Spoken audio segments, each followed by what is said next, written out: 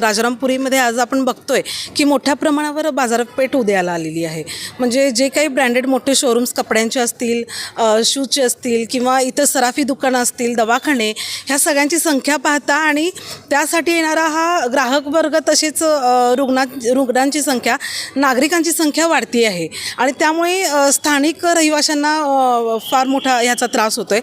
तसेच बाहेरून येणाऱ्या पर्यटकांसाठी किंवा ग्राहकांसाठी, इतरांसाठी, सर्वांसाठीच खूप अडचणींना सामोरं जावं लागतं आहे. तर या संदर्भात आम्ही एक निवेदन दिलेलं आहे की जे मेन रस्ता आपला मेन रोड आहे, जो राजाराम कॉलेज ते लकी बाजार इथंपर्यंत सांडपाण्याचं पावसाच्या पाण्याचा निचरा होण्यासाठीच्या ज्या सोयी असतात त्याही आपल्याकडं नाही आहेत.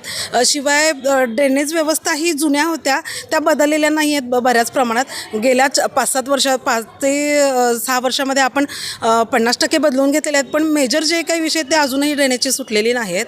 पार्किंगची सगळ्यात मोठी समस्या जी राजारामपुरी बरोबरच शहरासाठीही आहे आणि राजारामपुरीमध्ये जास्त प्रमाणात एवढ्यासाठी की नागरिकांचा दुकानात खरेदी करणाऱ्या येणाऱ्यांची संख्या पाहता तिथे रहिवासी लोकांना भयानक याचा मोठा त्रास आहे. तर ह्यामध्येही लक्ष त्यांनी घातलं पाहिजे. शिवाय शाळा नंबर 9 येथील ग्राउंड जिथे टफ मैदान करून घेतलेलं आहे, शिवाय आपण तिथे कंपाऊंडही केलेलं आहे, पण भटक्या गायींचा वावर किंवा इतर अनेक रात्रीचे नको असणारे तिथं लोक येतात आणि त्याचं दुरावस्था करून टाकतात.